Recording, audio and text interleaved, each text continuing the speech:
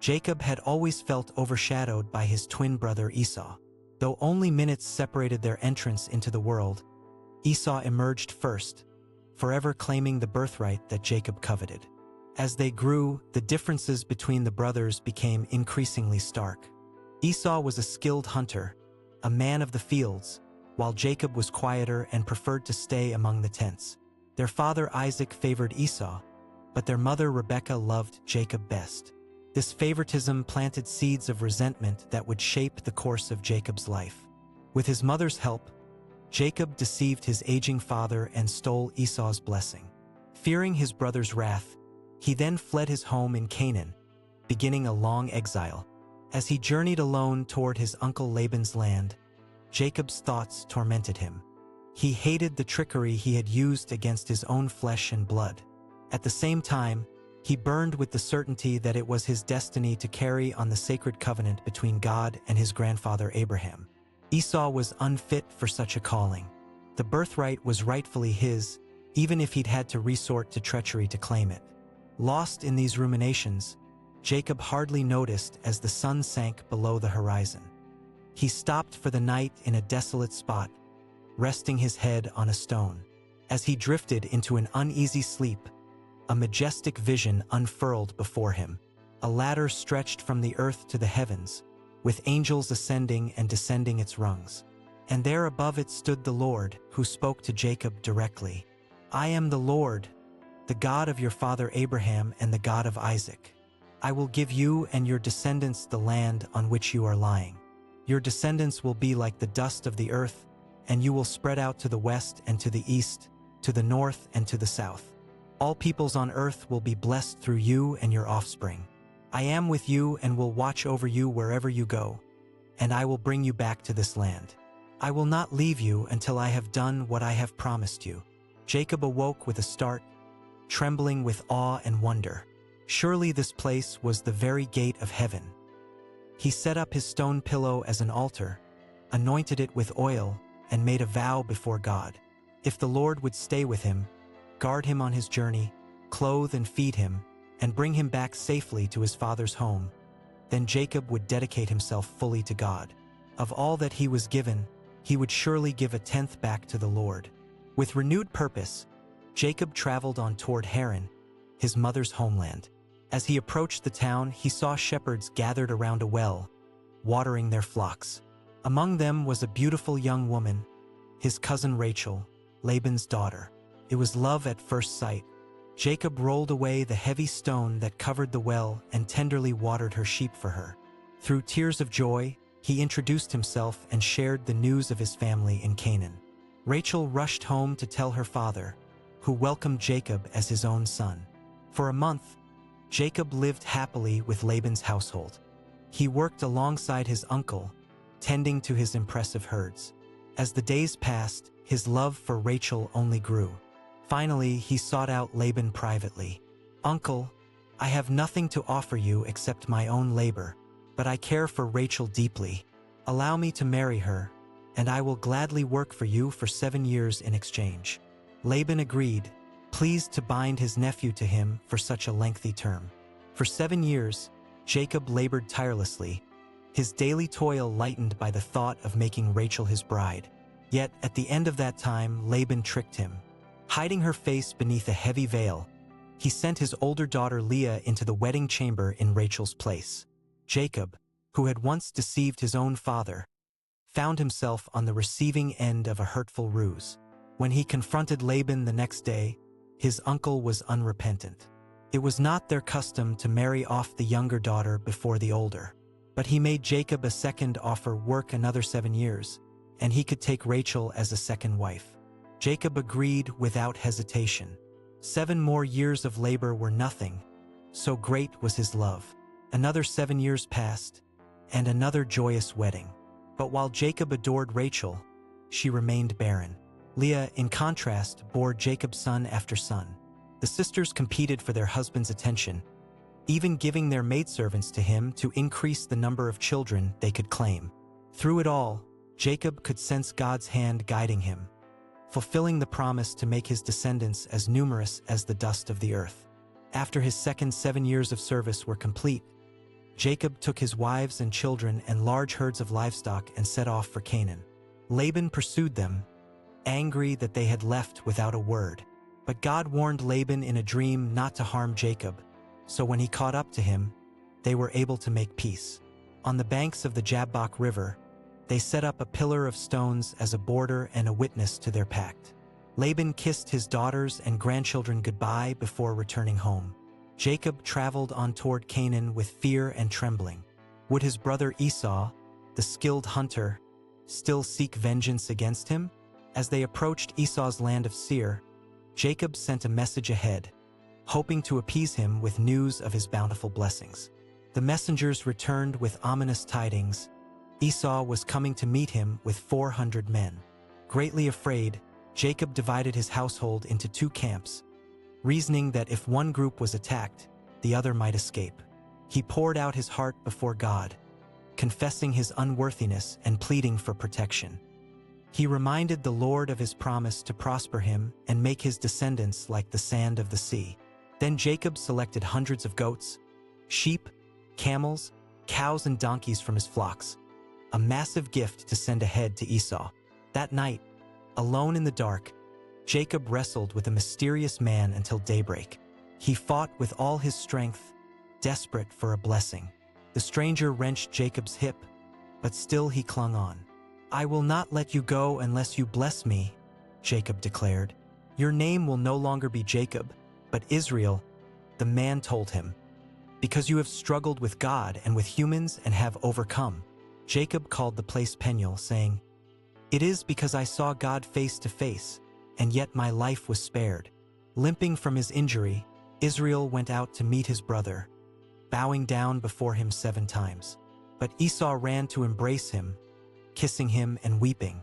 The estranged brothers were reconciled. After introducing his family, Israel urged Esau to accept his extravagant gift. Though Esau initially refused, Israel persisted until he agreed.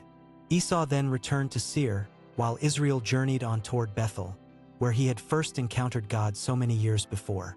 There the Lord appeared to him again, confirming his new name and the covenant promise. Though there would be sorrow in the journey ahead, Jacob's beloved Rachel would die giving birth to Benjamin, and his father Isaac would also pass away. He knew his descendants would inherit the land and become a great nation. Israel had struggled with God and prevailed. His destiny was sure. After burying Rachel and Isaac, Israel settled in Canaan with his 12 sons. Though he loved them all, he had a special affection for Joseph, Rachel's firstborn. He made Joseph an ornate coat of many colors, a sign of favor that filled his brothers with jealousy. Their envy only increased when Joseph began having vivid dreams of his brothers bowing down to him. Even Israel rebuked him, saying, "Will your mother and I and your brothers actually come and bow down to the ground before you?" But in his heart, he wondered at the meaning of these dreams and what God might be revealing about Joseph's future. When they saw him approaching, wearing his resplendent robe, their resentment boiled over. "Here comes that dreamer," they said to each other. "Come now, let's kill him and throw him into one of these cisterns and say that a ferocious animal devoured him. Then we'll see what comes of his dreams." But the oldest brother Reuben urged them not to take Joseph's life. "Let's just throw him into this cistern here in the wilderness," he suggested, secretly planning to rescue Joseph later. So they stripped Joseph of his robe and cast him into an empty well, ignoring his cries for mercy as they ate a meal. Soon a caravan of Ishmaelite traders appeared on the horizon. Judah proposed a new scheme. "What will we gain if we kill our brother and cover up his blood? Come, let's sell him to the Ishmaelites."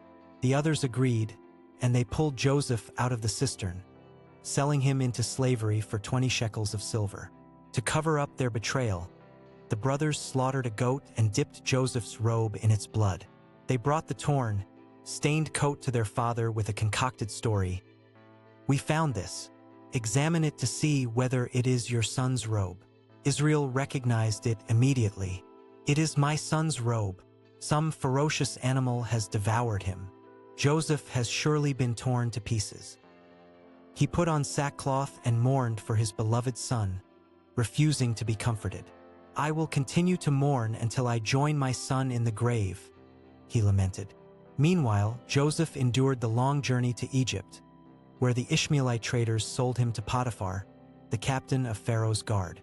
Though he had suffered injustice, loss, and betrayal, Joseph resolved to walk faithfully before the God of his father.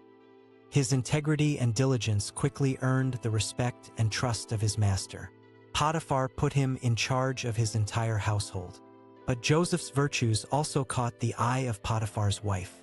Day after day, she tried to seduce him, but he firmly refused her advances. "How then could I do such a wicked thing and sin against God?" he asked. His rejection only inflamed her lust. One day, she grabbed him by his cloak, but he fled, leaving the garment in her hand. Incensed, she falsely accused him of attempted rape, and Potiphar had him thrown in prison. Yet even in the depths of the dungeon, God was with Joseph and granted him favor. The warden put him in charge of all the other prisoners. When Pharaoh's chief cupbearer and baker were jailed, they each had perplexing dreams. With God's wisdom, Joseph was able to interpret them, predicting that the cupbearer would be restored to his position while the baker would be executed. His words came true, but the cupbearer forgot his promise to mention Joseph to Pharaoh. 2 more years passed before God gave Pharaoh himself a pair of disturbing dreams. None of Egypt's magicians and wise men could explain them. Finally, the cupbearer remembered Joseph and told Pharaoh of his gift. Joseph was brought hastily before the king. "I cannot do it," Joseph replied humbly, "but God will give Pharaoh the answer he desires." Pharaoh described 7 fat cows being eaten up by 7 scrawny cows, and 7 plump heads of grain swallowed by 7 withered ones. Empowered by God, Joseph revealed their meaning. Egypt would have 7 years of abundance followed by 7 years of severe famine. He advised Pharaoh to appoint a wise administrator to store up grain during the good years to prepare for the lean ones. Recognizing the Spirit of God in Joseph, Pharaoh placed him in charge of his entire kingdom, second only to himself. At age 30, Joseph had risen in a single day from prisoner to prince. During the 7 years of plenty, Joseph traveled throughout Egypt, building storehouses and filling them to the brim. He married Asenath, daughter of an Egyptian priest, and they had 2 sons, Manasseh and Ephraim. As he had forewarned, the years of abundance ended and famine spread across the region. But under Joseph's wise management, Egypt's storehouses were full, and he sold grain to all who came seeking aid. The famine reached Canaan, and Israel sent his 10 oldest sons to Egypt to buy food. When they came before Joseph, they bowed down just as he had dreamed so long ago. Joseph recognized them, but they did not know him. Through a series of tests and trials, Joseph ascertained that they had changed. When he finally revealed his true identity, they were terrified, assuming he would exact revenge for their cruelty. But Joseph wept and embraced them. "Do not be distressed and do not be angry with yourselves for selling me here, because it was to save lives that God sent me ahead of you," he assured them. "It was not you who sent me here, but God." Israel could hardly believe the news that Joseph was alive. Overjoyed, he set out at once for Egypt with all his household, 66 of his direct descendants, plus wives. Joseph prepared his chariot and traveled to Goshen to meet his father. He threw his arms around him and wept for a long time. "Now I am ready to die," Israel declared, "since I have seen for myself that you are still alive." Israel and his family settled in the region of Goshen, where they prospered and multiplied, just as God had promised. Many years later, as Israel lay on his deathbed, Joseph brought his 2 sons to him for a blessing. Israel adopted Ephraim and Manasseh as his own, giving them equal status with his other sons as heads of tribes. He blessed them and all his sons according to God's divine plan. After charging them to bury him with Abraham and Isaac in the land of Canaan, Israel breathed his last. Joseph fell on his father's face, wept over him, and kissed him.